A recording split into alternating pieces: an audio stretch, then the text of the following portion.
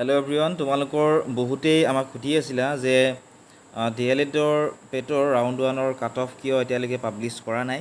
গতিকে অফিচিয়েল অৰ্থাৎ SCRTয়ে বৰ্তমানলৈকে ৰাউণ্ড ওৱানৰ যি কাট অফ সেয়া এতিয়ালৈকে প্ৰকাশ কৰা নাই। কিন্তু Ataur Rahman college of education কলিকাছিয়াৰ যি ৰাউণ্ড ওৱানৰ কাট অফ এয়া প্ৰকাশিত হৈছে।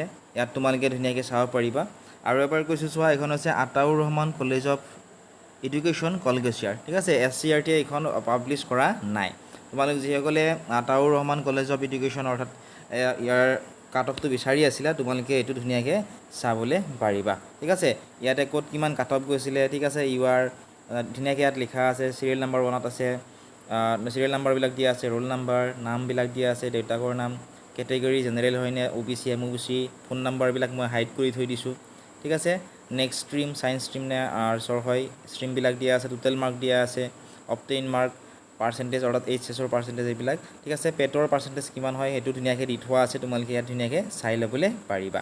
ঠিক আছে, ইয়াৰে যদি PDF-টো লাগে তোমালোকে আমাক হোৱাটছআপত মেছেজ কৰিবা, ডেছক্ৰিপশ্যনত লিংকটো দি থোৱা আছে, বা আমাৰ টেলিগ্ৰাম গ্ৰুপত জইন কৰি ল'বা, তাত তোমালোকে ইয়াৰে PDF-টো পাই যাবা।